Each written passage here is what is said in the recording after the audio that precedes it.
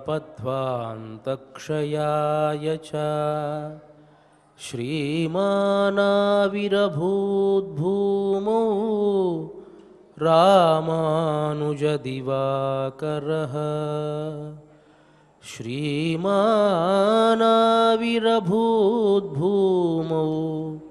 रामानुजदिवाकरः।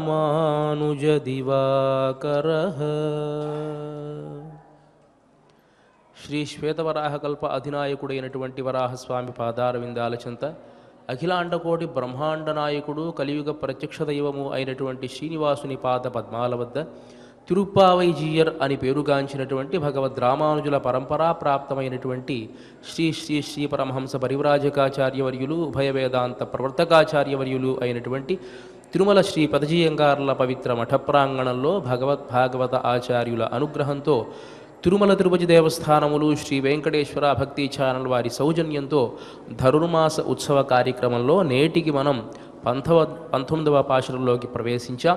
ప్రతిరోజు మాదిరిగానే భగవద్ రామానుజుల వైభవాన్ని తెలుసుకుని కార్యక్రమంలోకి ప్రవేశిద్దాం. కశ్చిత్ భవిష్యతి కళావిధి యాదవాద్రి మాహాత్మ్యబోధక పురాణ నిరామయోక్తిం నిర్బంధ్య దాశరథినా తనుజ్యమానో మాంహ్యవ్యపేక్ష్య మునివాగియ మిథ్యవాదీ. శ్రీ వాధూల వీరరాఘవాచార్య స్వామివారు అనుగ్రహించినటువంటి రామానుజ అతిమానుషస్తవంలోని శ్లోకం ఇది. భగవద్ రామానుజుల వైభవాన్ని తెలియజేస్తున్నారు. యదుగిరి మాహాత్మ్యం అంటే నారద పురాణంలో ఒక శ్లోకం ఉన్నది. అనంతః ప్రథమం రూపం లక్ష్మణస్తు ద్వితీయకం బలభద్రస్తృతీయస్తు కలవు కశ్చిత్ భవిష్యతి అని ఒకానొక పురాణ శ్లోకం అన్నమాట. దాంట్లో కృతయుగంలో అనంతుడిగాను, తరువాత లక్ష్మణుడిగాను, తర్వాత బలభద్రుడిగాను ఉంటాడు.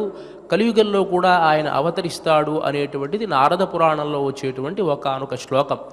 కలియుగంలో ఎవరు అవతరిస్తారు అనే విషయాన్ని నిర్బధ్య దాశరథి అనేటువంటి ఆయన శిష్యుడు భగవద్ రామానుజుల వారిని ప్రశ్నించినప్పుడు ఏకాంతంలో ఉన్నప్పుడు ఆ విధంగా అవతరించేటువంటిది నేనే, అవతరించినటువంటి వాడిని నేనే అని భగవద్ రామానుజులు తెలియజేశారు అని మనకు చరిత్ర ద్వారా తెలుస్తూ ఉన్నది. మరి అలాంటి వైభవం కలిగినటువంటి భగవద్ రామానుజుల పరంపరకు సంబంధించినటువంటి ఇద్దరు మహనీయులు ప్రత్యక్షంగా మనకి ఇక్కడ వేంచేసి ఉన్నారు. వారికి నా మనఃపూర్వక దండ ప్రణామాలు సమర్పించుకుంటూ కార్యక్రమాన్ని ప్రారంభించవలసిందిగా ప్రార్థిస్తున్నాను.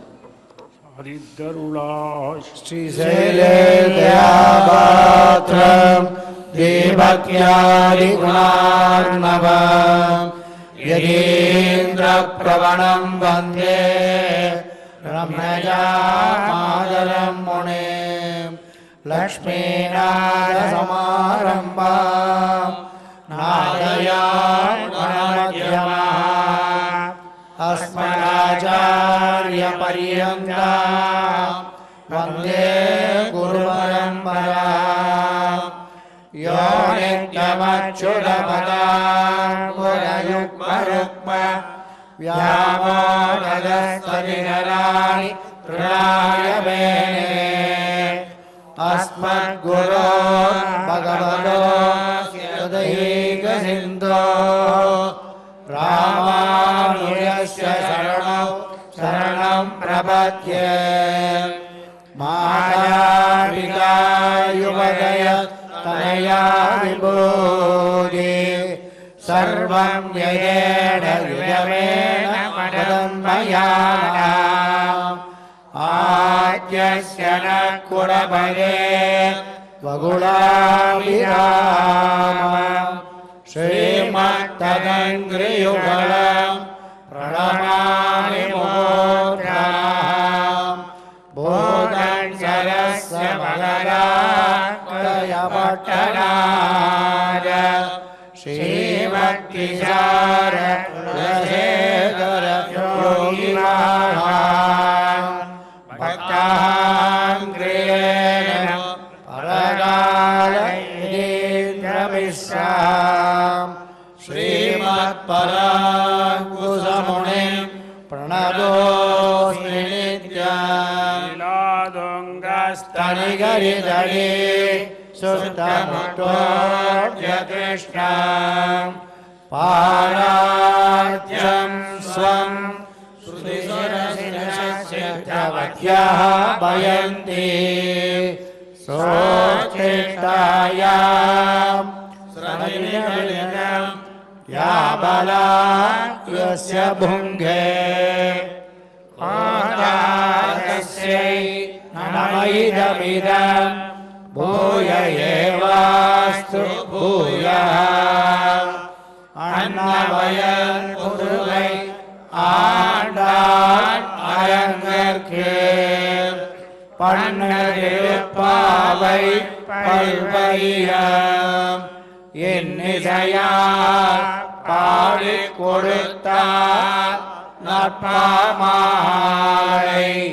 பூமாலை சூடிக் கொடுத்தாளைச் சொல்லு சூடிக் கொடுத்த சுடர் கொடியே தொல்பாவை பாடி அருள வல்ல வல்வனையாய் நாடினி வேங்கடவர்க்கு என்ன இது என்ன இம்மாற்றம் நாம் கடவா வண்ணமே நல்கு விளக்கரிய கோட்டுக்கால் கட்டில் மேல் மெத்தன்ற பஞ்சசயனத்தின் மேலேறி கொத்தளர் பூங்குழல் நப்பின்னை பொங்கமேல் வைத்து கிடந்த மலர்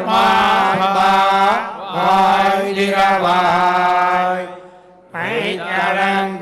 மைக்கரங்கண்ணினாய் நீயும் மணாளனை எத்தனை போதும் துயிலழ ஒட்டாய்கான் எத்தனையேலும் பிரிவாற்றை இல்லாயால் தத்துவமென்ன தகவேலோரெம்பாவாய் பிறந்தவோ கோவிந்தன் வாழுமோ சோதி மணிமாடன் தோன்றுமோ நீதியாள் நல்ல பக்தர் வாழுமோ நான் மறையல் போருமோ வெள்ளி பக்தா வேதக்கோரோ பாரகங்கள் தீர்க்கும் பரமனடி காட்டும் வேதமனைத்திற்கும் வித்தாகும் கோயிலைந்தும் அறியாதானிடரை வையம் சுமப்பதும் வம்பு பூரத்தில் ஜகத்துரித்தால் வாழியே திருப்பாவை 30 செப்பினாய் வாழியே பெரியாழ்வார் பெற்றெடுத்த பெண் பிள்ளை வாழியே பெரும்போது மாமுனிக்கு பின்னாள் வாழியே ஒரு நாட்டு நாற்பற்று மூன்றுழைத்தால் வாழியே உயரங்கற்கே எண்ணி உகந்தைத்தாள் வாழியே மறுவாழும் திருவள்ளி வளநாடு வாழியே நகர் கோதை மலர்பதங்கள் வாழியே. శ్రీమతే రామానుజాయ నమః. శ్రీమద్వరవరమునయే నమః. ముందుగా పాశురాన్ని అనుసంధానం చేసుకుని పాశుర అర్థాన్ని ఆస్వాదిద్దాం. குத்து விளக்கெரிய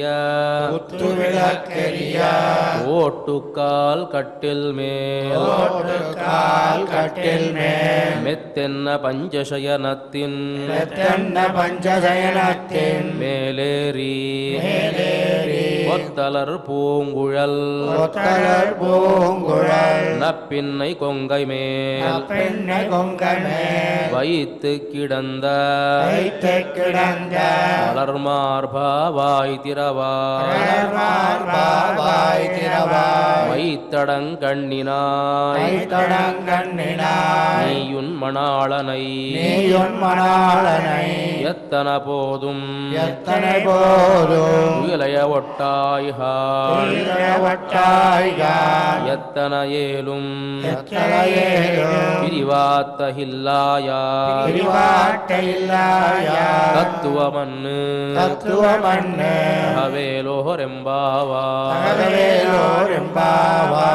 ஆண்டாள் திருவடிகளே శరణం. ప్రియ భగవద్బంధువులారా, గోదాదేవి ద్వారపాలకులను మేల్కొలిపి యశోదా నందులను కూడా మేల్కొలిపి తరువాత కృష్ణుణ్ణి మేల్కొలిపి అనంతరం బలభద్రుణ్ణి తర్వాత ఇప్పుడు నీలాదేవిని మేల్కొలుపుతూ ఉన్నారు. కృష్ణుడైతే కాంచలేదు. దానికి కారణం పురుషకార స్వరూపిణి అయినటువంటి అమ్మ అనుగ్రహం తమ మీద లేదు అనేటువంటి ఉద్దేశంతోనే వాళ్ళు నిన్నటి పాశురంలో ప్రార్థించడం జరిగింది. ఇవాల్టి పాశురంలో కూడా అదే విధముగా అమ్మని ప్రార్థన చేస్తూ ఉన్నారు. కుత్తు విళక్కిరియ కోట్టుకాల్ కట్టిల్ మేల్ అని చెప్పి ముందుగా ఈ పాశుర అర్థాన్ని చూసి తర్వాత వ్యాఖ్యానాన్ని చూద్దాం. కుత్తు విళక్కిరియ చుట్టూ కూడాను గుత్తి దీపాలు వెలుగుతూ ఉండగా కోట్టుకాల్ కట్టిల్ మేల్ ఏనుగు దంతాలతో చేసినటువంటి ఒకానొక శయ్యపై మెత్తెన్న పంచశయ్యనత్తిన్ మేలేరి, పంచశయ్య అని అంటాం.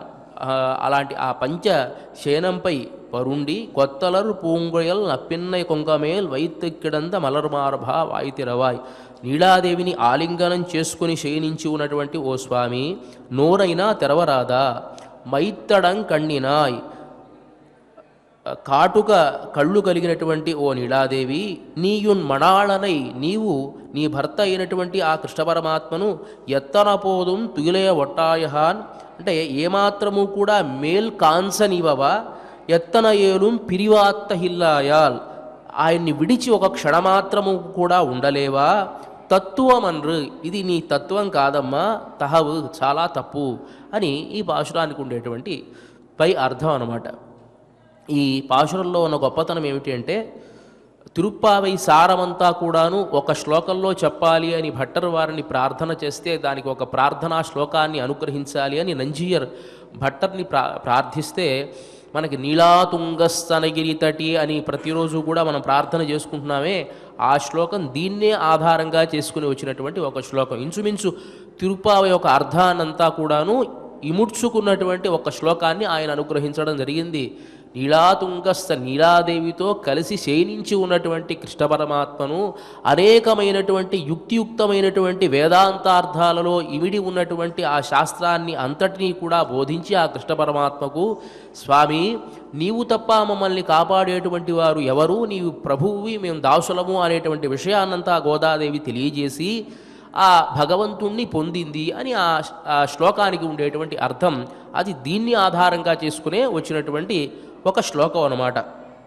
అలాంటి ఈ పాశురాన్ని మనం ఇవాళ చెప్పుకోబోతూ ఉన్నాం. పురుషకారం యొక్క వైభవాన్ని నిన్న మనం చెప్పుకున్నాం. అంటే లక్ష్మీదేవి యొక్క సిఫార్సు కనుక లేకపోతే ఎలాంటి వాళ్ళకైనా సరే కోరికలు కాదు, మోక్షము కాదు, ఏది కూడా రాదు అని మనం చెప్పుకున్నాం. ఇంకొంచెం వివరంగా దాన్ని మనం తెలుసుకోవాలి. ఇప్పుడు సిఫారసు చేసేటువంటి వాళ్ళకి ఎవరైతే సిఫారసు చేసేటువంటి వ్యక్తి ఉంటారో వాళ్ళకి మంచి దగ్గర సంబంధం ఉంటేనే ఆ సిఫారసు పరిపూర్ణమవుతుంది. లేకపోతే ఎవరు కూడా ఇప్పుడు నాకు తెలిసిన వాడికి నేను చెప్తాను అని అన్నా కూడాను కొన్ని సందర్భాలలో అది విఫలమవుతుంది. నాకు తెలుసయ్యా నేను చెప్తానులే అని అంటాడు, చెబుతాడు, కానీ విఫలమవుతుంది. విఫలమైనటువంటి చోటే దాన్ని మనం పురుషకారం అని అనాలి. ఎక్కడైతే ఎవరైతే సిఫారసు చేస్తారో అది విఫలమవుదో దాన్నే పురుషకారం అని మనం అంటాం. మరి లక్ష్మీదేవి యొక్క పురుషకారంతో ఏ కార్యాలు సిద్ధించాయి అనేటువంటి విషయాన్ని మనకు పరాశర భట్టర్ స్వామి వారు శ్రీగుణరత్నకోశం అనేటువంటి దాంట్లో లక్ష్మి యొక్క వైభవాన్ని చాలా విస్తారంగా తెలియజేస్తారు ఆ స్తోత్రంలో. మాతర్మైథిలి రాక్షసీస్త్వైతదైవార్ద్రాపరాధాస్త్వయ రక్ష్యంత్యా పవనాత్మజాల్ లఘుతరా రామస్య గోష్ఠీకృత కాకంతంచ విభీషణంచ శరణమిత్యుక్తిక్షమౌ రక్షతః సానస్సాంద్ర మహాగససుఖయతు క్షాంతిస్తవాకస్మికి అని ఆ పురుషకార వైభవాన్ని ఒక్క శ్లోకంలో తెలియజేశారండి. లక్ష్మీదేవి పురుషకారం ఎక్కడెక్కడ చేసింది అంటే పరమాత్మ ఎప్పుడెప్పుడు అవతరిస్తాడో అప్పుడప్పుడు తాను కూడా అవతరిస్తూ ఉంటుంది. రాఘవత్తే భవత్సీత రుక్మిణీ కృష్ణ జన్మని అన్యేషు చ అవతారేషు విష్ణోరేషానపాయిని అని చెప్పి దేవత్వే దేవదేహేయం మనుష్యత్వే చ మానుషి విష్ణోర్దేహానురూపాం వై అని చెప్పి విష్ణు పురాణం కీర్తిస్తుంది. ఆయన రాముడుగా అవతరిస్తే ఆవిడ సీతలా అవతరిస్తుంది, కృష్ణుడుగా అవతరిస్తే రుక్మిణిలా అవతరిస్తుంది, దేవయోనిలో అవతరిస్తే దేవతలా అవతరిస్తుంది, ఆ జంతువులా అవతరిస్తే జంతువులా దాంట్లో కూడా తాను ఉంటుంది, భార్గవరాముడిలా వస్తే భూదేవిలా వచ్చింది. ఇట్లా అనేక రకాల పరమాత్మ ఎన్ని రకాల అవతారాలు ధరించినా తాను కూడా వెంబడించే ఉంటుంది. ఎందువల్ల అని అంటే తనను ఆశ్రయించినటువంటి వాళ్ళ మీద కోప్పడతాడేమో, కోప్పడకుండా ఎప్పటికప్పుడు శాంతపరచాలి అని తాను అవతరిస్తూ ఉంటుంది అని ఆ వైభవాన్ని తెలియజేస్తుంది విష్ణు పురాణం. అదే విధముగా పురుషకారం సీతాదేవి ఎక్కడెక్కడ చేసింది అనేటువంటి ప్రస్తావన చేస్తూ సహజంగా మనం ఎవరినైనా సరే వెళ్ళి ఏమండి నాకు మీరు తప్పకుండా సహాయం చెయ్యాలి అని అంటే సహాయం చేయడం పెద్ద గొప్ప విషయం ఏమీ కాదు. ఎవరైనా సహాయం చేస్తారు, అంటే మనసు ఉన్నటువంటి వాడు ఎవరైనా సరే సహాయం చేస్తాడు. అలా అడగకుండా సహాయం చేసేవాళ్ళు ఎవరైనా ఉన్నారా?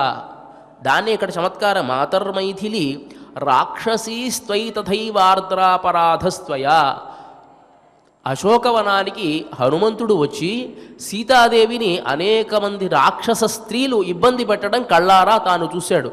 రకరకాల జుగుప్సాకరమైనటువంటి అవయవాలు కలిగినటువంటి వారు, అంగవిహీనమైనటువంటి అవయవాలు కలిగినటువంటి రాక్షస స్త్రీలు. మామూలుగానే కొంత అంగవిహీనంగా ఉండి భయంకరంగా ఉంటే భయపడతామే, అట్లాంటి ఆ రాక్షస స్త్రీలందరినీ కూడా రావణాసురుడు చుట్టుపక్కల ఉంచి మీరు ఆవిడ్ని ఏ విధంగా నయానా భయానా ఏ విధంగా అయినా సరే నన్ను వివాహం చేసుకోవడానికి ఒప్పించండి అని అంటే ఈ రాక్షస స్త్రీలందరినీ కూడా కావలిగా పెట్టాడు రావణాసురుడు. వారంతా కూడా భయపెట్టడం హనుమంతుడు చూశాడు. కానీ అప్పుడు వారి మీద పగ తీర్చుకునేటువంటి సందర్భం కాదు కాబట్టి వారిని ఏదైనా చేస్తే తర్వాత మళ్ళీ రావణాసురుడు సీతాదేవిని ఏదైనా చేస్తాడేమో అని చెప్పి వదిలిపెట్టి వెళ్ళిపోయాడు. యుద్ధమంతా పూర్తయింది, రామచంద్రమూర్తి గెలిచాడు, రావణాసురుడు మరణించాడు. అప్పుడు అశోకవనానికి హనుమంతుడు వచ్చి అమ్మా నాకు ఎప్పటి నుంచో ఒక కసిగా ఉన్నది, వీళ్ళని ఏ విధంగా అయినా సరే బంధించి నిర్బంధించి సంహరించాలి అని. ఎందువల్లంటే అభంశుభం తెలియనటువంటి దానివి రాజకన్యకవు అయినటువంటి నిన్ను ఇక్కడ ఈ రావణాసురుడు దుర్మార్గంగా తీసుకుని వచ్చి ఇక్కడ ఉంచితే కనీసం కనికరం కూడా లేకుండా వీళ్ళంతా నిన్ను హింసించారు కదా, కాబట్టి ఆకసంతా ఇప్పుడు నేను తీర్చుకుంటాను అని అంటే అప్పుడు హనుమ ఎందుకయ్యా వాళ్ళని ఇబ్బంది పెడతావు, పాపానాంబా శుభానాంబా వధార్హాణం ప్లవంకమా, తప్పు చేయనటువంటి వాడు ఈ లోకంలో ఎవడైనా ఉన్నాడా? వాళ్ళు ఎందుకోసం చేశారు అంటే రావణాసురుడి అధీనంలో ఉన్నాడు, అధీనంలో ఉన్నటువంటి రాక్షస స్త్రీలు వాళ్ళంతా కూడా ప్రభువు ఎలా చెప్తారో అలా వినడం దాసుల యొక్క పరిస్థితి కాబట్టి అట్లా నన్ను ఇబ్బంది పెట్టారే తప్ప వాళ్ళకి నాకు పూర్వమైనటువంటి వైరం ఏదైనా ఉన్నదా, కాబట్టి విడిచిపెట్టే హనుమా అని అంది. కానీ ఆ రాక్షస స్త్రీలు హనుమంతుడు చంపుతాడేమో అని భయపడ్డారే తప్ప అమ్మ కాపాడు కాపాడు అని వేడుకోలా. అంటే భయపడ్డారు తప్ప వేడుకోలా. అలా వేడుకోకపోయినప్పటికీ కూడాను ఆ రాక్షస స్త్రీల తరఫున తాను మాట్లాడి వారిని కాపాడింది. కాకంతంచ విభీషణంచ శరణమిత్యుక్తిక్షమౌ రక్షత. అదే రామచంద్రమూర్తో ఎవరైనా సరే నిన్ను నేను శరణు వేడుతున్నాను అని అంటే కాపాడతాడే తప్ప నీలాగా మనస్సు ఉన్నటువంటి మహారాజు కాదు ఆయనేమి కూడా. దానికి కాకాసుర వృత్తాంతాన్ని ఉదాహరణగా చెప్తాడు. కాకాసురుడు అనేటువంటి వాడు పరమ దుర్మార్గుడి, రావణాసురుడి కంటే కూడా లోకకంటకుడు వాడు. సీతాదేవిని ఒకానొక సందర్భంలో తాకకూడనటి ప్రదేశంలో తాకి తాను ఇబ్బంది పెట్టినటువంటి వాడు. అట్లాంటి వాడి మీద కోపం వచ్చి రామచంద్రమూర్తి ఒక దర్భను మంత్రించి ప్రయోగించాడు. వాడు 3 లోకాలు కూడా తిరిగి వచ్చాడు, కానీ ఎవరూ కూడా కాపాడడానికి ఇష్టపడల. నీ వెనకాల వచ్చేటువంటి అస్త్రం రామచంద్రమూర్తి ప్రయోగించింది. ఈ అస్త్రానికి బ్రహ్మ స్వయంభూ చతురాననోవా అని అంటాడు ఇంద్రుడికి కుమారుడు వాడు కాకాసురుడు అనేటువంటి వాడు, ఉపేంద్రుడు వాడి పేరు. కానీ వాడికి ఆ దుర్బుద్ధి ఎందుకు పుట్టిందో ఆ రకమైన దుర్బుద్ధి పుట్టింది. సరే ఇంద్రుడి దగ్గరికి వెళ్ళాడు, తండ్రి దగ్గర కాపాడుతాడేమో అని చెప్పి. అప్పుడు అంటాడు, ఒరే ఆ అస్త్రం నుంచి ఎవరూ నిన్ను కాపాడలేరు, బ్రహ్మ అయినా సరే సాక్షాత్తు ఇంద్రుడైన నేనైనా సరే శివుడైనా సరే ఆ అస్త్రం నుంచి కాపాడటం ఎవరి వల్ల కాదు, నువ్వు ముందు బయటికి పో, నువ్వు గనక నా దగ్గర ఉంటే నీతో పాటు నన్ను కూడా ఆ అస్త్రం సంహరిస్తుంది పోరా అని నెట్టివేశాడు కన్న తండ్రి. బ్రహ్మలోకానికి వెళ్ళాడు, తర్వాత కైలాసానికి వెళ్ళాడు, ఋషుల దగ్గరికి వెళ్ళాడు. ఎవరు కాపాడతారు? ఎవరూ కాపాడరు కదా. తిరిగి వచ్చాడు, అలసి సొలసి ఎక్కడికి వెళ్ళాలో అర్థం కాక దిక్కు తోచక ఒక్కసారి పడిపోయాట. ఎక్కడ? ఆ సీతాదేవి ఉండేటువంటి ప్రదేశంలో దూరంగా పడిపోయాడు. పాపం సీతాదేవికి బాధ కలిగి, అయ్యో అలా ఉంటే చంపేస్తుంది ఆ అస్త్రం అని చెప్పి పక్కన ఉండేటువంటి పుల్లను తీసుకొని ఆ కాకాసురుడు యొక్క శిరస్సుని, ఆ తల నెమ్మదిగా ఇట్లా జరిపిందట రామచంద్రమూర్తి పాదాల దగ్గరికి. ఆ రామచంద్రమూర్తి పాదాల దగ్గర ఉంచడం వల్ల రామచంద్రమూర్తి అనుకున్నాడు కదా నన్ను శరణు వేడాడు అని చెప్పి దయతలిచి ఒక కన్ను మాత్రం తీసుకున్నాడు. ఒక కన్ను మాత్రమే, అంటే అస్త్రం ప్రయోగించిన తర్వాత అది విఫలం అవ్వకూడదు, ఊరికి అస్త్రాన్ని ప్రయోగించకూడదు కదా. ప్రయోగించడం వల్ల అస్త్రానికి ఏదో ఒకటి బలి కావాలి, నీ అవయవాల్లో దేన్ని ఇస్తావంటే ఒక కంటిని మాత్రం ఇస్తాను అని చెప్పి కంటిని మాత్రం ఇచ్చి ప్రాణాన్ని కాపాడుకున్నాడు ఈ కాకాసురుడు. అదే విషయాన్ని మనకు అన్నమాచార్యుడు తెలియజేస్తాడు కదా. పురుషకార యొక్క వైభవాన్ని ఆ కీర్తనలో ప్రత్యేకించి తెలియజేస్తాడు. శ్రీ సతి కరుణే దిక్కు జీవులకెల్ల వాసుదేవుడా రమణి వశమై ఉండగను. శ్రీ సతి కరుణే దిక్కు జీవులకెల్లా, ఆ లక్ష్మీదేవి యొక్క కరుణ మాత్రమే దిక్కు అని తెలియజేసి సీత వద్దనుండ రాముచే కాకాసురుడు ఆతల ప్రాణము నిలిచే అపరాధి అయినాను. సీత పక్కన ఉండడం వల్ల కాకాసురుడు అంత పెద్ద తప్పు చేసినా రామచంద్రమూర్తి వల్ల ప్రాణాలు దక్కించుకున్నాడు. ఏతుల రావణాసురుడు ఇటువంటి వాడే కాదా. మరి రావణాసురుడు ఇలాంటి, ఇంకా రావణాసురుడి కంటే పరమ దుర్మార్గుడు వీడు. ఇంకా రావణాసురుడు ఇంకా తాకలా, ఇంకేమీ కూడా చేయలా, వీడు అంతకంటే దుర్మార్గుడు కదా. ఏతుల రావణాసురుడు ఇటువంటి వాడే కాదా, కాతరాననుంట నిలిచి కండతుండాలా ఏను. శ్రీ సతి కరుణే దిక్కు జీవులకెల్ల. కాబట్టి సీతాదేవి యొక్క సాన్నిధ్యం రావణాసురుడి దగ్గర లేదు. ఎంత ప్రాధేయపడింది, ఒరే ఆయనతో నీవు శరణాగతి చేయకపోతే పోయావు, కనీసం మిత్రమౌపైకం కర్తుం, నువ్వు మిత్రుడిలా ఆయన, నీకు మిత్రుడిని అవుతున్నాను రామచంద్ర అని చెప్పు, నిన్ను కాపాడేస్తాడు ఆయన, అంత శరణాగత వత్సలుడు ఆయన. ఎన్ని రకాలుగా బోధనలు చేసినా వినలా. అది కాకుండా సీతాదేవి యొక్క సాన్నిధ్యం యుద్ధరంగంలో లేదు కాబట్టి మరణించాడు రావణాసురుడు అని ఆ వృత్తాంతాన్ని తెలియజేస్తారు. ఇక విభీషణుడు ఏదైనా సీతాదేవికి శరణాగతి చేశాడా, అమ్మా నేను రామచంద్రమూర్తి దగ్గరికి వెళుతున్నాను కాబట్టి నువ్వు కొంచెం సిఫారసు అని ఏదైనా చెప్పాడా? ఏమీ చేయలే. తన భార్యని తన కుమార్తెని కేవలం సీతాదేవిని చూసుకోవడానికి ఉంచాడు అంతే. అక్కడ విభీషణుడు వెళ్ళాడు, విభీషణుడు వెళ్ళిన వెంటనే రామచంద్రమూర్తి అంగీకరించాడు.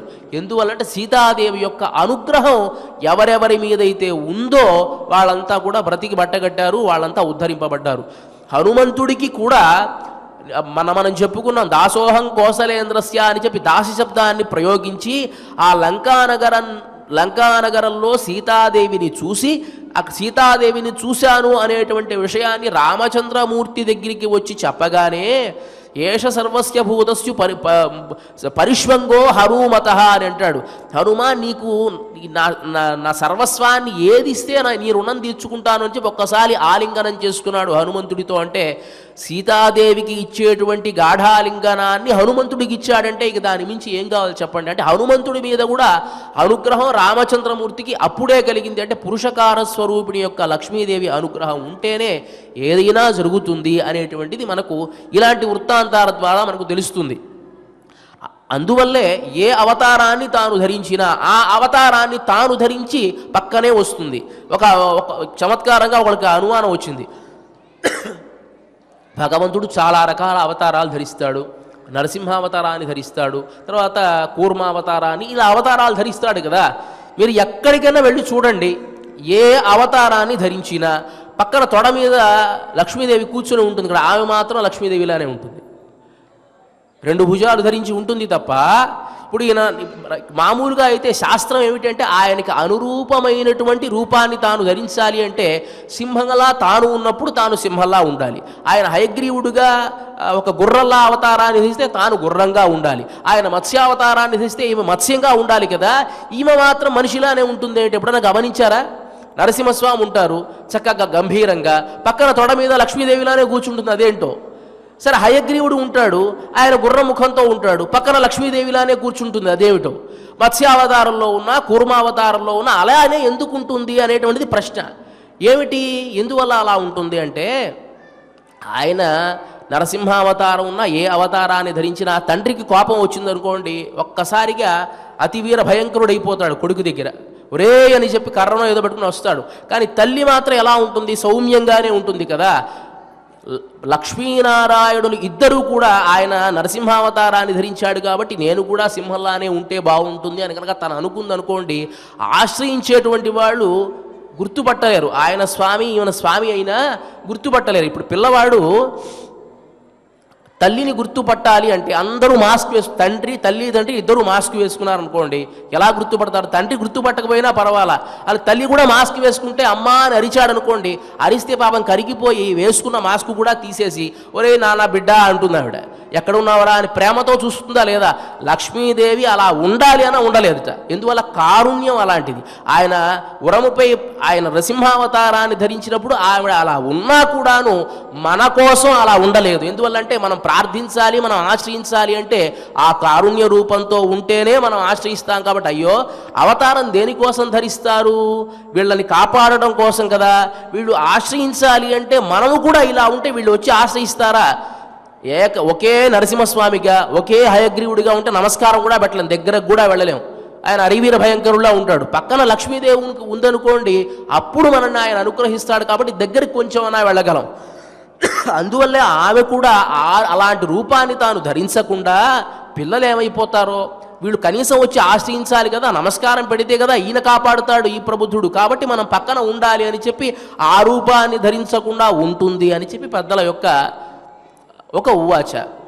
అలాంటి ఆ లక్ష్మీదేవి యొక్క గొప్పతనాన్ని కీర్తిస్తూ ఈ సృష్టి జరుగుతోంది అన్నా కూడా యద్భ్రూభంగా ప్రమాణం స్థిరచర రచన తారతమ్యే మురారేహే వేదాంతా తత్వచింత మురభిదురసి యత్ పాదచిహ్నైస్తరంతి అని కీర్తిస్తారు శ్రీగుణ రత్నకోశంలో పరాశర భట్టర్ స్వామి వారు. ఈ లోకంలో సృష్టి జరుగుతోంది అంటే బ్రహ్మలోకం ఇలా ఉండాలి, ఇంద్రలోకం ఇలా ఉండాలి, తర్వాత భూమి ఇలా ఉండాలి, తర్వాత అధోలోకాలు ఇలా ఉండాలి అనేటువంటి ఈ క్రమం ఏదైతే ఉందో ఇదంతా కూడా లక్ష్మీదేవి ఇచ్చేటువంటి సలహా అని ఆమె యొక్క నేత్ర సౌందర్యాన్ని చూస్తూనే చేస్తాట ఈ సృష్టి అంతా కూడా. అంటే నేత్రాలు చూసి ఈ సృష్టి అంతా చేసి బాగుందా అంటే బాగుందంటే ఉంచుతాడు, లేకపోతే దాన్ని నాశనం చేస్తాడు. కాబట్టి ఆ కరుణ ఉన్నటువంటిది. అంతేకాకుండా వేదాంతా తత్వచింత మురభిదురసి యత్ పాదచిహ్నైస్తరంతి, పరమాత్మ ఎవరు అని గనక ప్రశ్న వేసుకుంటే వేదం ఏం చెప్పింది అంటే హ్రీశ్చతే లక్ష్మీశ్చ పత్న్యౌ, ఎవరైతే లక్ష్మీదేవి ఎవరికైతే భార్యగా ఉందో అతనే పరమ పురుషుడు అని వేదం చెబుతోంది. అదే వేదానికి కూడా ఒక పక్షపాతం చూడండి, అక్కడ కూడా లక్ష్మీదేవి యొక్క గొప్పతనమే.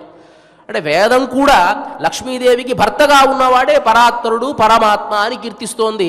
వేదాంతా తత్వచింతా ఏ వేదములైతే ఉన్నాయో అవన్నీ కూడా మురభిదురసి యత్ పాదచిహ్నైస్తరంతి, నీ పాదచిహ్నాలనే కీర్తిస్తూ ఉన్నాయమ్మా అని చెప్పి పరాశర భట్టర్ స్వామి వారు చెప్తారు.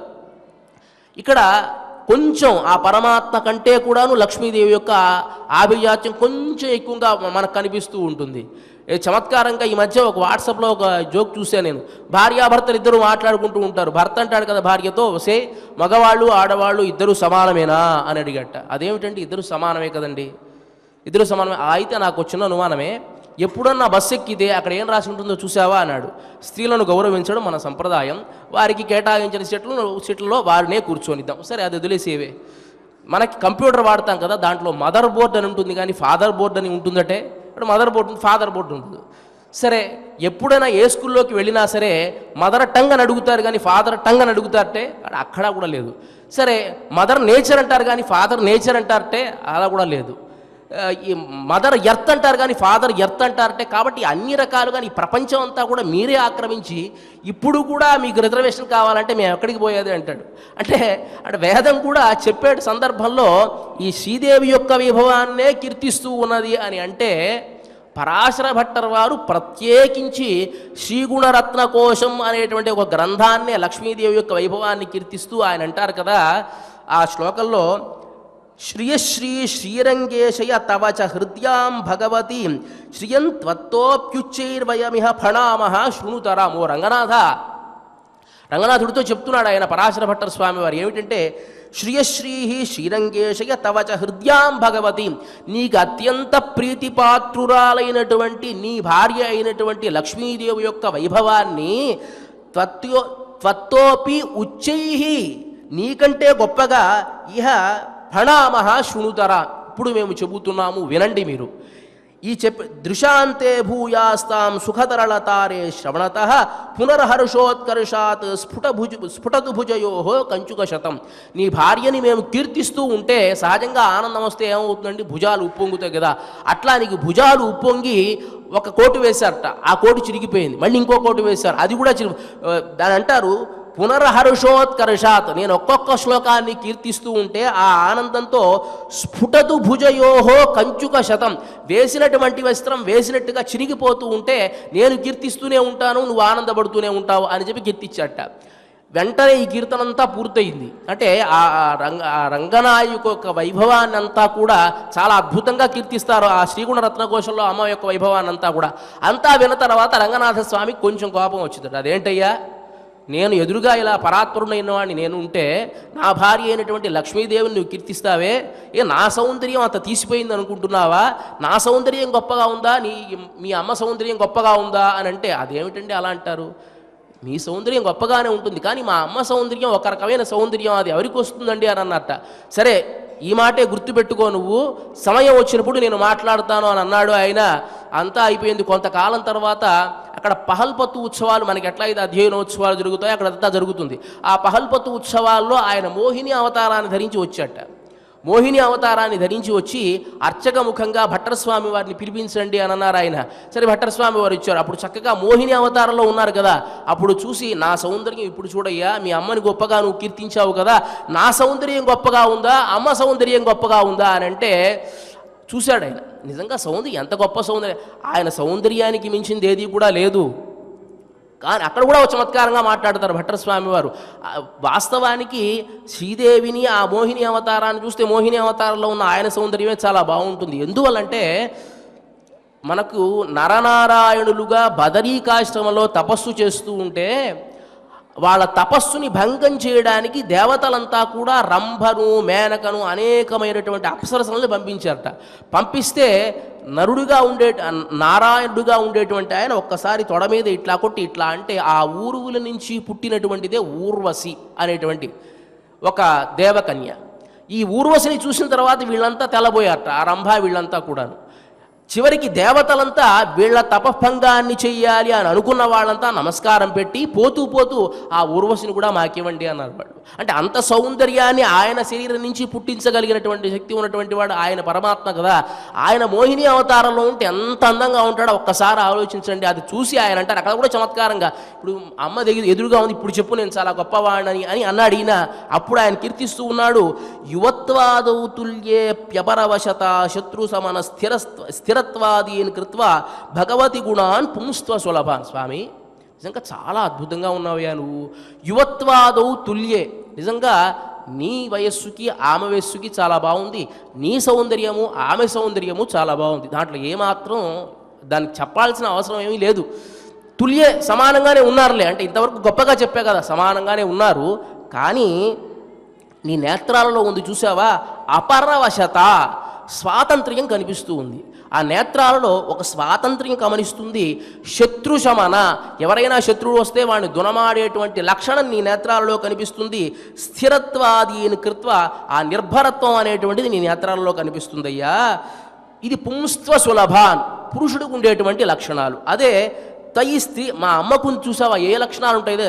స్త్రీత్వైకాంతాన్, అమ్మకు ఉండేటువంటి ఒక స్త్రీకి ఉండేటువంటి లక్షణాలు ఏమిటి అంటే మరదీమా, ఆ కళ్ళల్లో ఆ మృదుత్వము అనేటువంటి ఒక లక్షణం ఉంది. పారార్థ్య పతిపారార్థ్య, తన భర్త అయినటువంటి నీకు లోబడి ఉండేటువంటిది కూడా ఆ కారుణ్యం దాంట్లో కనిపిస్తుంది. క్షమ, తర్వాత క్షమ మొదలైనటువంటి కరుణ మొదలైనటువంటి మా అమ్మ నేత్రాల్లో కనిపిస్తుందయ్యా.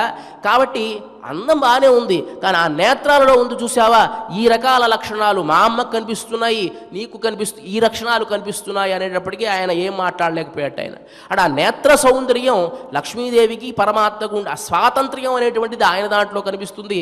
ఈమె నేత్రాలలో స్వాతంత్ర్యం అనేది కనిపించదు.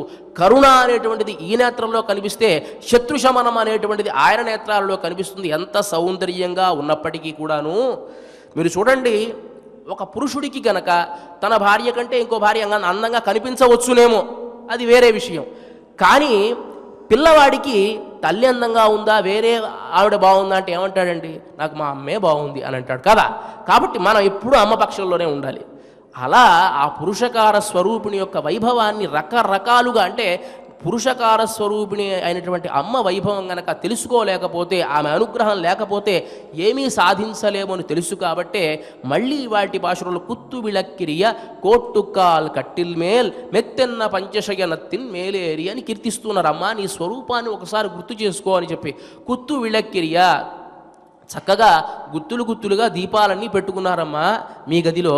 అదే మేము కృష్ణుడిని చూడాలి అంటే మా పెద్దలంతా కూడా చూడనివ్వరు. వాళ్ళంతా కూడా కృష్ణుడిని చూస్తున్నావా అని చెప్పి నేలమాళిహలలో బంధించి వేస్తారు. కాబట్టి నీ యొక్క అదృష్టం అది, మా యొక్క అదృష్టం ఇదమ్మా. కుత్తు విళక్కిరియ కోట్టుక్కాల్ కట్టిల్ మేల్, మంచి ఏనుగు దంతాలతో చేసినటువంటి ఆ పాన్పు. అది ఏనుగు దంతాలంటే కృష్ణుడి యొక్క పరాక్రమం గొప్పది. కాబట్టి ఆయన జయించినప్పుడు అనేకమైనటువంటి ఏనుగుల్ని సంహరించినప్పుడు వచ్చినటువంటి ఆ దంతాలతో చేసినటువంటి ఆ మంచం మీద మెత్తెన్న పంచశయన తిన్మేలేరి, మంచి పాన్పు. పంచశయ్య అంటే దానికి కొన్ని లక్షణాలు, సౌందర్య, శైత్య, మార్దవ, ధావళ, పరిమళ అని చెప్పి దానికి చల్లదనం ఉండాలి, సుందరంగా ఉండాలి, మెత్తగా ఉండాలి, మంచి సువాసన వెదజల్లుతూ ఉండాలి, తెల్లగా ఉండాలి. ఇవన్నీ కూడా ఈ 5 లక్షణాలు కలిగినటువంటి పంచశయ్య పైన పంచశయనత్తిన్ మేలేరి కొత్తలరు పూంగుళల్ నప్పిన్నై కొంగమేల్ వైత్తెక్కిడంద మలర్మార్భా వాయితిరవాయ్. వీళ్ళంతా కూడా ప్రార్థిస్తూ ఉంటే పురుషకార స్వరూపిణి అయినటువంటి అమ్మ లేచి తలుపు తీద్దామని వెళుతూ ఉంటే ఆయన ఒక్కసారిగా మంచం మీదకి లాగేట. వెళ్ళడానికి వీల్లేదు, నా కోసం వచ్చిన నా భక్తులు కదా, నేను వెళ్ళాలి, నువ్వు వెళ్తే ఎట్లా అని ఆయనంటే సరే ఆయన బయలుదేరి వెళుతుంటే ఆమె లాగింది. అదేమిటండి, నన్ను కదా మీరు నిజంగానే గనక మీకు భక్తులు అని ప్రేమ ఉండేట్టయితే వాళ్ళు అంతకుముందే అంబరు మూడరుత్తోంగి ఉలహళంత ఉంబరు హోమానే ఉరంగాదేడుందిరా అని కీర్తించారు కదా. త్రివిక్రమావతారాన్ని కీర్తించినప్పుడే వెళ్ళి ఉండాలి. మీరు అలా వెళ్లకుండా ఇప్పటి వరకు ఆగి ఇప్పుడు మాత్రం నన్ను పిలిచే సమయంలో మీరు వెళితే ఎట్లా అని చెప్పి ఆమె ఆగి అట్లా ఉందట. ఆ స్థితిని వాళ్ళు ఆ కిటికీ నుంచి చూశారనమాట. చూసి కీర్తిస్తున్నారు, అమ్మ మెత్తెన్న కొత్తలరు పూంగుళియల్ నప్పిన్నై కొంగమేల్ వైత్తెక్కిడంత మలర్మార్భా వాయితిరవాయ్.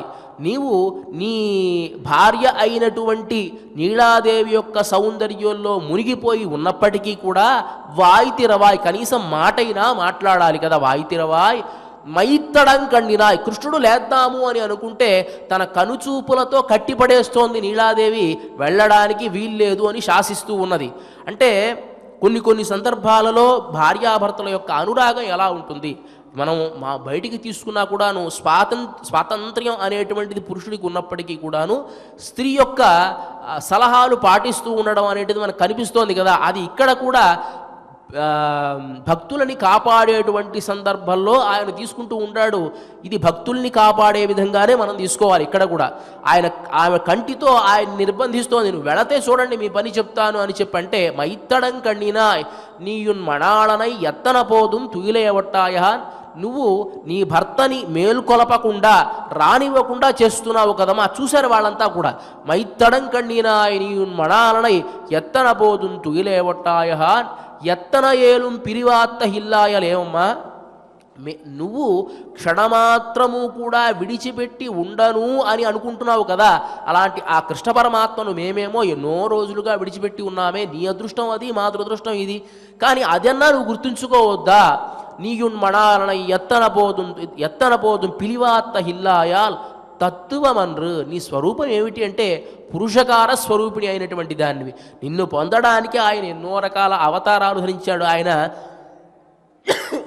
మమ్మల్ని పొందడానికి ఆయన ధరిస్తాడా? నీకోసమే ప్రతి అవతారము ధరిస్తాడు. కాబట్టి నీకు ఆభిజాత్యం ఉండొచ్చు కాక. శ్రీగుణరత్నకోశంలో భట్టర్వారు అంటారు, అమ్మా సీతాదేవి నిన్ను పొందడానికి అధిశాయితవానబ్ధిం నాథ మమంథ బబంధతం హరధనురసౌవల్లి బభంజం భభంజ మైథిలి అపి దశముఖీం లూత్వా రక్షః కబంధమనర్తయత్ కిమివ నపతిః కర్తా త్వచ్చాడుంచు మనోరథ. ఇక్కడ అమ్మా నిన్ను పొందడానికి నీ మీద ప్రేమ ఎక్కువ ఉన్నది కాబట్టి పాలసముద్రంలో ఉన్నాడు ఆయన. పాలసముద్రంలో మామగారింట్లో తిష్ట వేశాడు. ఎందుకంటే లక్ష్మీదేవి తిరిగి రాదు కాబట్టి మామగారింట్లోనే ఇల్లరిక ఉన్నాడు ఆయన ప్రశాంతంగా. లక్ష్మీదేవి అక్కడి నుంచి రాదు కాబట్టి లక్ష్మీదేవి కోసం ఆయనే వెళ్ళిపోయాడు దీనికి ఇల్లరికానికి. అక్కడే ఉంటున్నాడు ఆయన. తర్వాత అబ్ధిం శయితవాన్ అబ్ధిన్నాథ మమంథ. ఒకానొక సందర్భంలో లక్ష్మీదేవి ఆవిర్భవించాలి అంటే సముద్రాన్ని మధించాడు ఆయనే. లక్ష్మీదేవి కోసమే మధించింది. తర్వాత బబంధ ఆ సముద్రాన్ని లంఘనం చేశాడు. ఏంటి? వ్యారధి కట్టి. దేనికోసం? సీతాదేవిని పొందడానికి. సీతాదేవిని పొందడానికి సేతువు కట్టినటువంటి వాడు ఆయనే. హరధనురసౌ వల్లి భంజం బభంజ మైథిలి. హరధనుర్భంగాన్ని చేశాడు అన్నా కూడా సీతాదేవిని పొందడానికే. ఇలా నిన్ను పొందడానికి ఏమి చేయడమ్మా నీ భర్త? నిన్ను పొందడానికి ఎన్నో రకాలుగా చేస్తాడు. నువ్వు మమ్మల్ని పొందించేట్టుగా ఉండాలి. పురుషకార స్వరూపం యొక్క ఉద్దేశం అదే కదా. తత్వమన్ను ఇది మాత్రం తత్వం కాదమ్మా, తహవు చాలా దోషమమ్మా అని చెప్తూ ఉన్నారు. కాబట్టి పురుషకారం యొక్క స్వరూపం ఇంకా విస్తారంగా ఎన్నో రకాలుగా చెప్పుకోవచ్చు ఆ పురుషకార వైభవాన్ని అనేటువంటిది. ఇక్కడ రామదాసు వారు రాముణ్ణి ఎన్ని రకాలుగా ప్రార్థించినా కూడాను ఆయన పలకలేదట. అప్పుడు ఆయన కీర్తిస్తారు, నను బ్రోవుమని చెప్పవే సీతమ్మ తల్లి, నను బ్రోవుమని చెప్పవే అద్రిజ వినూతుడు భద్రగిరీశుడు నిద్ర మేల్కొను వేళ నెలతరో బోధించే నను బ్రోవుమని చెప్పవే. పురుషకార స్వరూపిణి అయినటువంటి నీవు నన్ను బ్రోవుమని చెప్పవే సీతమ్మ తల్లి. ఎప్పుడు? ఎందుకంటే మనం కలవాలి అంటే ఇప్పుడు సహజంగా ఒక అధికారిని ఎవరైనా కలవాలి అంటే ఒక సమయం సందర్భం ఉంటుంది, అపాయింట్మెంట్ తీసుకుని రావాలి. అదే భార్యాభర్తలు అనుకోండి, ఒక సమయం సందర్భం ఉండదు, ఎప్పుడైనా మాట్లాడవచ్చు. ఏ సమయంలో మాట్లాడితే పని అవుతుందో ఆ సమయంలో భార్య సరిగ్గా ఆ విషయాన్ని భర్త చెవిలో వేస్తుంది కదా. అదేవిధంగా అద్రీజ వినూతుడు భద్రగిరీశుడు నిద్ర మేల్కొను వేళ, ఆ నిద్ర నుంచి మేల్కొని ఏ సమయంలో ఆయన నిద్ర మొత్తం పోగొట్టుకొని కొంచెం ఇదిగా ఉంటాడో, ఉత్తేజంగా ఉంటాడో ఆ సందర్భంలో నెలతరో బోధించు. ఓ సీతమ్మ నువ్వు బోధించి ఏ విధంగా అయినా సరే నన్ను కాపాడమని చెప్పమ్మా అని కీర్తిస్తాడు రామచంద్రమూర్తిని సీతాదేవి ద్వారా రామదాసు గారు. అదేవిధంగా తత్వమన్ను నీ యొక్క స్వరూపానికి, నీ స్వరూపం ఏమిటి అంటే మమ్మల్ని కాపాడడం అనేటువంటిది నీ స్వరూపం, పురుషకార స్వరూపం కాబట్టి దాన్ని కూడా విడిచిపెట్టి ఇలా చేస్తున్నావేంటమ్మా అని చెప్పి ఈ పాశురంలో ఆ నీలాదేవిని ప్రార్థించడం జరిగింది. ఇక ఇవాల్టి ఈ కార్యక్రమంలో చిట్ట చివరి అంశమైనటువంటిది ఆండాళ్ అనుగ్రహంతో శ్రీమతి తెలిగిచెర్ల కందాడ ఈ సీతమ్మ గారు తెలిగించినటువంటి తిరుప్పావై. ఈ పాశురానికి కుత్తు విడక్రియ అనేటువంటి ఈ పాశురానికి నోరు విప్పి ఒక మాటాడరాదా అనేటువంటి ఈ గేయాన్ని తిరుమల తిరుపతి దేవస్థాన ఆస్థాన విద్వాంసులు శ్రీ గరిమెళ్ళ బాలకృష్ణ ప్రసాద్ గారు స్వరపరచడం జరిగింది. దీనిని తిరుమల తిరుపతి దేవస్థాన ఎస్వి సంగీత నృత్య కళాశాల అధ్యాపకురాలు శ్రీమతి బి చినమదేవి గారు ఆలాపన చేయడం జరుగుతుంది. ఈ కార్యక్రమాన్ని నాదనిరాజన మంటపం ద్వారా ప్రత్యక్ష కార్యక్రమంలో మనం వీక్షించవచ్చు. ఇక ఇవాళ ఈ కార్యక్రమాన్ని క్షమాప్రార్థన నుంచి మంగళం వరకు మనం అంతా కలిసి పారాయణ చేసి ముగిద్దాం. అథ క్షమాప్రార్థన. మాత్రాహీనం చ యద్భవేద్ తత్సర్వం క్షమ్యతాం దేవ నారాయణ నమోస్తుతే. అథ భగవత్సమర్పణం కాయేన వాచా మనసేంద్రియైర్వా బుద్ధ్యాత్మనా వా ప్రకృతే స్వభావాత్ కరోమి యద్యత్ సకలం పరస్మై నారాయణాయేది సమర్పయామి. అథ లోకక్షేమ ప్రార్థనా స్వస్తి ప్రజాభ్యః పరిపాలయంతాం న్యాయేన మార్గేణ మహీం మహిషాః. ఓం బ్రాహ్మణేభ్యః శుభమస్తు నిత్యం. లోకాః సమస్తాః సుఖినో భవంతు. అథ మంగళం మంగళం కోసలేంద్రాయ మహనీయ గుణాత్మనే చక్రవర్తితనూజాయ సార్వభౌమాయ మంగళం. అస్తు గోపాల బాలాయ నిత్యాయ పరమాత్మనే భక్తవాత్సల్య నిధయే నిత్యభోగ్యాయ మంగళం.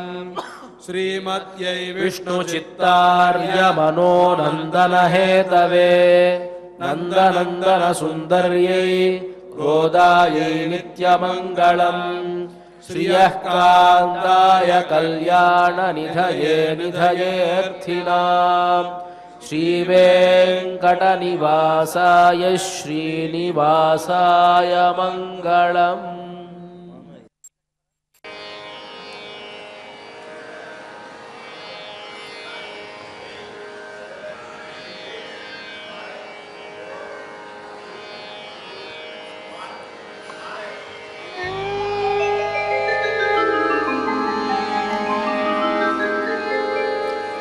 నోరు విప్పి ఒక మాటాడరాదా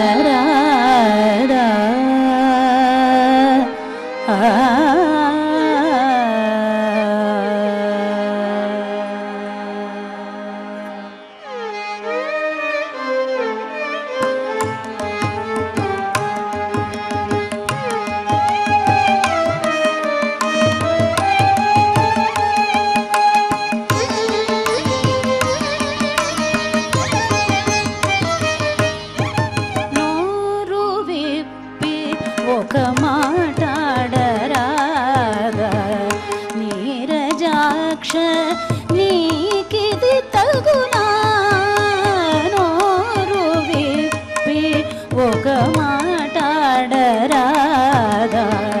నీరజాక్ష నీకిది తగునా నోరు విప్పి ఒక మాటాడరాదా చారుతర మణి సౌధమునందు చారుతర మణి సౌధమునందు మెరుగులీను నుదు పర్యంకము నుండి నోరు విప్పి ఒక మాటాడరాదా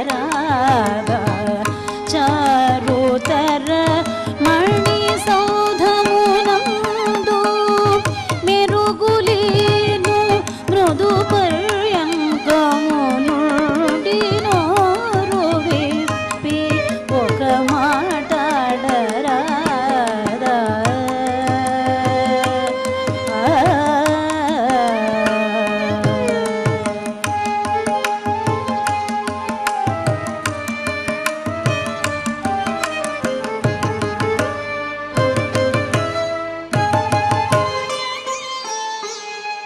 జిలిబిలి నవ్వుల సింగారముతో లలిత గంధ సమ్మిళితాలకయగు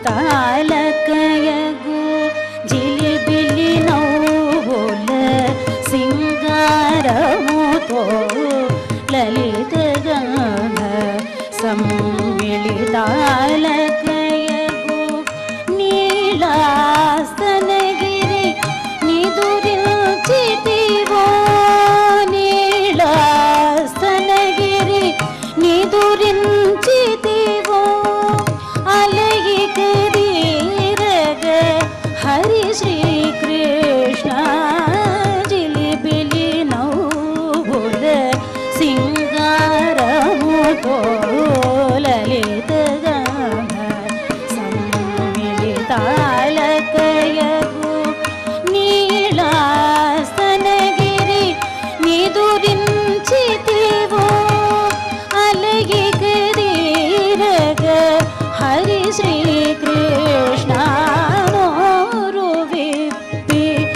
ఒక మాటాడరాదా చారుతర మణి సౌధమునందు మెరుగులీను మృదు పర్యంకము నుండి నోరు విప్పి ఒక మాటాడరాదా